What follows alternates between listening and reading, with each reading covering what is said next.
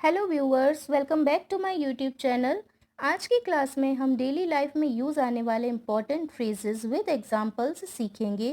Friends देखिए, day to day conversation में हम अक्सर ऐसे वर्ड्स यूज़ करते हैं जैसे आज भी, तब तक, करके, के बाद, करते करते, के वक्त, के लिए, तभी, अभी अभी। ये सारे छोटे छोटे वर्ड्स जो हम डेली कन्वर्सेशन में यूज़ करते हैं आज की क्लास में हम सीखेंगे।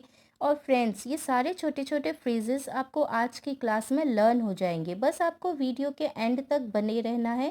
तो चलिए वीडियो स्टार्ट करते हैं।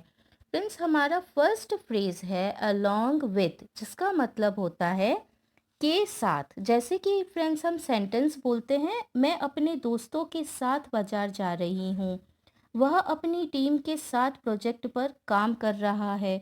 तो जहाँ पे भी फ्रेंड्स आपको ऐसे बोलना है फैमिली के साथ, फ्रेंड्स के साथ, वहाँ हम अलोंग विथ का यूज़ करते हैं।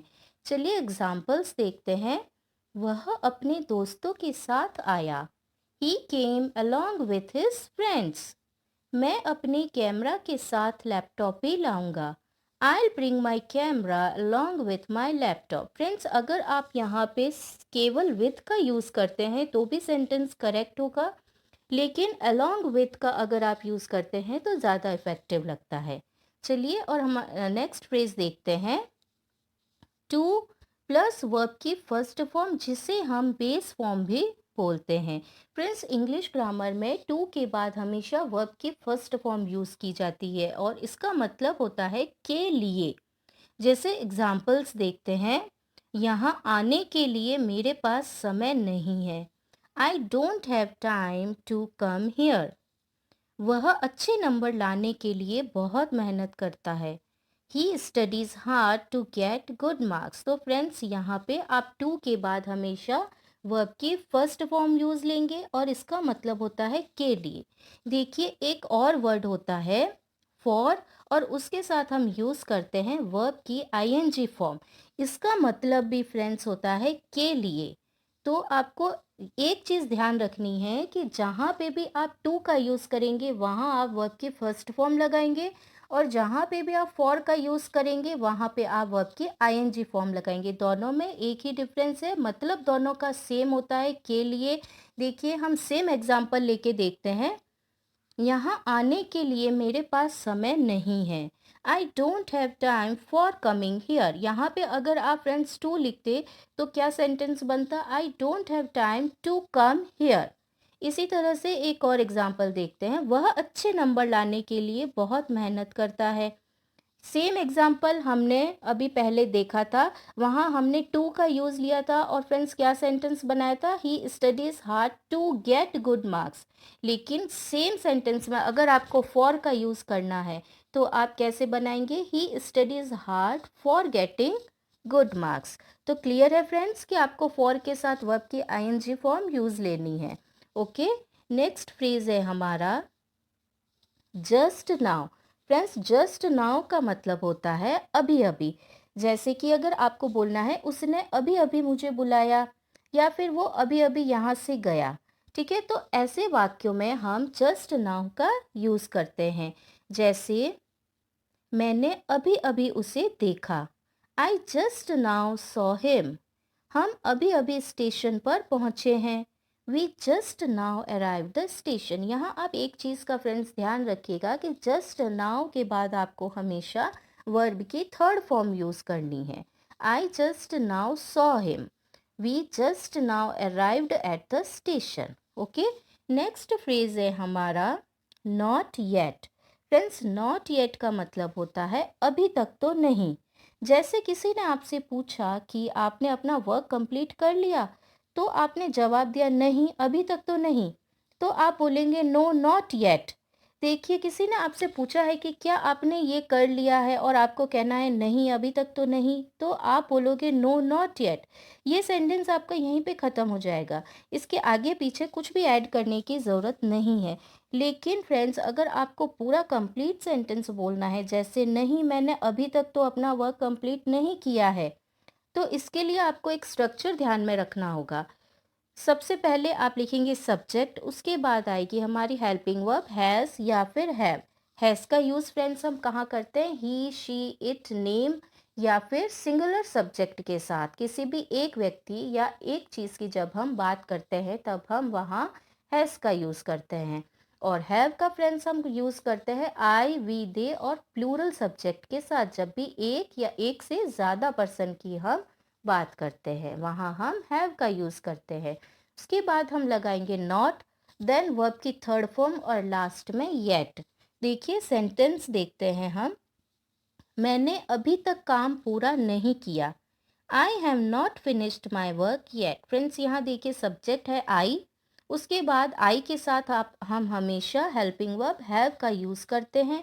आई हैव, उसके बाद हमको यूज़ लेना है नॉट का, देन वर्ब की थर्ड फॉर्म जो कि है finished. I have not finished my work और लास्ट में आएगा हमारा येट। तो सेंटेंस क्या बनेगा? I have not finished my work yet. उन्होंने मुझे अभी तक कॉल नहीं किया। They have not called me yet. They have not called me yet. एक और एग्जाम्पल देखते हैं। वह अभी तक नहीं पहुंची है। She has not arrived yet. She has not arrived yet. Okay, clear है फ्रेंड्स? तो हमारा नेक्स्ट फ्रेज देखते हैं। स्टिल। फ्रेंड्स स्टिल का मतलब होता है अभी भी या फिर अभी तक। जैसे कि हमको वाक्य बनाना है, वह अभी तक सो रही है या फिर वह अभी तक टीवी देख रहा है। जब भी इस तरह के वाक्य बनाने जिसमें आपको अभी तक का यूज़ करना है, वहाँ हम स्टिल का यूज़ करेंगे। फॉर एग्जाम्पल, मैं अभी भी भूखा हूँ। I am still hungry. मैंने अभी भी अपना होमवर्क पूरा नहीं किया। I still have not finished my homework. वह अभी भी अस्पताल में है। She is still in the hospital. She is still in the hospital. Next word है हमारा वाइल। उसके साथ हम यूज करेंगे वर्ब की आईएनजी फॉर्म।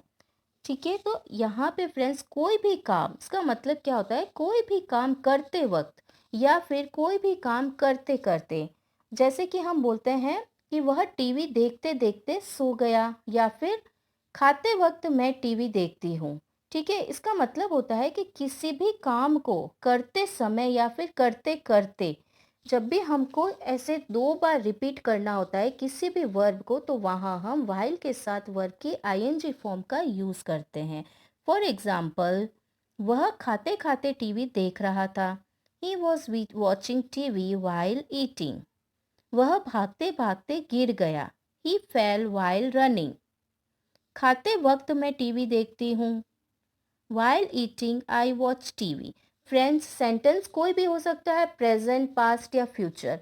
तो सेंटेंस आप कोई भी ऐड कर सकते हैं, लेकिन अगर खाते खाते, भागते भागते इस तरह का फ्रेज अगर आपको बोलना है तो वहाँ हम वाइल के साथ वर्ब की आईएनजी फॉर्म का यूज़ करेंगे। ओके, क्लियर है फ्रेंड्स यहाँ तक? तो आगे बढ़ते हैं। हमारा नेक्स्ट वर्ड है बिफोर प्लस वर्ब की आईएनजी फॉर्म। इसका मतलब होता है से पहले। जैसे कि अगर हमें बोलना है सोने से पहले, आने से पहले, खाने से पहले, इस तरह के जब हम वाक्य बोलना चाहते हैं तब वहाँ हम बिफोर के साथ आईएनजी वाली फॉर्म यूज़ करते हैं। जैसे सोने से पहले मुझे किताब पढ़ना पसंद है। Before going to bed I like to read a book. खाने से पहले आपको हाथ धोने चाहिए। Before eating you should wash your hands. यात्रा पर जाने से पहले आपको अपना बैग पैक करना चाहिए। Before going on a trip you should pack your bags. Before going on trip you should pack your bags. Clear है फ्रेंड्स? नेक्स्ट फ्रेज है हमारा आफ्टर के साथ वर्ब की आईएनजी फॉर्म। बिफोर के साथ भी फ्रेंड्स हमने वर्ब की आईएनजी फॉर्म यूज़ किया था और उसका मतलब क्या था? पहले।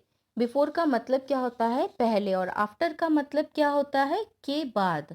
ठीक है, तो यहाँ पे भी हम सेंटेंस देखते हैं। दोपहर का खाना खाने के बाद हम टहलने गए। After eating lunch we went for a walk.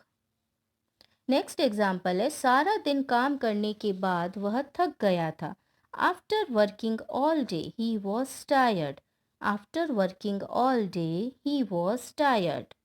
किताब पढ़ने के बाद वह बिस्तर पर चली गई। After reading the book, she went to bed. After reading the book, she went to bed. Next word है फ्रेंड्स बाय, उसके साथ हम लगाएंगे वर्ब की आईएनजी फॉर्म। इसका मतलब होता है कर या फिर करके। फ्रेंड्स देखिए, अगर आपको इस तरह के सेंटेंसेस बोलने हैं, जैसे अगर आपको फ्रेंड्स बोलना है पढ़ाई करके मैं मार्केट जाऊंगी, या फिर रोज़ प्रैक्टिस करके आप अपनी इंग्लिश इम्प्रूव कर सकते हैं। मतलब वर्ड्स पे आप ध्यान दीजिए। अगर आपको किसी भी वाक्य में करके, मैं ये करके मैं वो करूँगी, इस तरह के जब भी आप सेंटेंस बोलेंगे तो वहाँ पे बाय के साथ वर्ब की आईएनजी फॉर्म का यूज़ करेंगे। एग्जाम्पल्स देखते हैं। पढ़ाई करके मैं मार्केट जाऊंगी। By studying I will go to market. By studying I will go to market. आप अपनी इंग्लिश बेहतर कर सकते हैं प्रैक्टिस करके। You can improve your English by practising daily, या फिर by practising daily you can improve your English. Clear है फ्रेंड्स। नेक्स्ट वर्ड है हमारा इवन टुडे। इवन टुडे का मतलब होता है आज भी।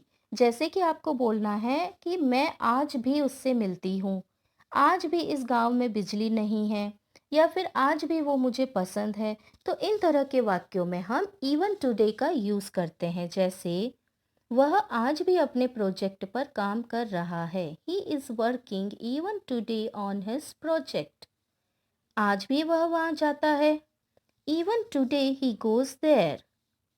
आज भी वह मेरे संपर्क में है। Even today he is in my contact. Even today he is in my contact. तो आज भी के लिए फ्रेंड्स हम कौन से फ्रेज का यूज़ करेंगे? Even today. ओके, क्लियर है। नेक्स्ट फ्रेज है हमारा only then. Friends only then का मतलब होता है तभी। जैसे मान लीजिए आप किसी से बात कर रहे हैं और आपने कंडीशन रखी कि आप यहाँ आओगे तभी मैं वहाँ जाऊँगा, या फिर तुम मेरी हेल्प करोगे तभी मैं तुम्हारी मदद करूँगा। ऐसी कोई भी कंडीशन जिसमें आप बोल रहे हो कि तुम ऐसा करोगे तभी मैं वैसा करूँगा, या फिर उस सिचुएशन में आपको ओनली देन का यूज़ करना है। ठीक है, तो एग्जाम्पल देखते हैं। वह आएगा तभी हम जाएंगे। He will come only then we will go. तुम्हें कड़ी मेहनत करनी चाहिए तभी अच्छे अंक मिल सकते हैं। You should study hard only then you can get good marks. You should study hard only then you can get good marks. Clear है फ्रेंड्स। मतलब कहने का मतलब है कि जब भी आप कोई कंडीशन रखोगे कि तुम ऐसा करोगे तभी मैं वैसा करूँगा, तो ऐसे सिचुएशन में हम ओनली देन का यूज़ करेंगे। नेक्स्ट वर्ड है हमारा टिल देन। टिल देन का मतलब होता है तब तक। जैसे हम बोलते हैं ना, तब तक तुम यहाँ रह सकते हो, या फिर तब तक तुम टीवी देख सकते हो, तब तक तुम सो सकते हो। तो इन तरह के वाक्यों में जहाँ हम तब तक का यूज़ करते हैं, हम टिल देन का यूज़ करेंगे। एग्जाम्पल्स हैं, मैं बाजार जा रही हूँ तब तक तुम बाहर खेल सकते हो। I am going to the market till then you can play outside. मैं खाना बना रही हूँ तब तक तुम टीवी देख सकते हो। I am making food till then you can watch TV. I am making food till then you can watch TV. तो फ्रेंड्स देखा आपने, ये छोटे छोटे फ्रेजेस कितने इंपॉर्टेंट होते हैं। अगर आप इनको लर्न कर लेते हैं तो आप और भी इफ़ेक्टिवली इंग्लिश बोल सकते हैं। तो फ्रेंड्स ये वीडियो अगर आपको हेल्पफुल लगी हो तो please like share and subscribe करना मत भूलिएगा। Till then keep practising.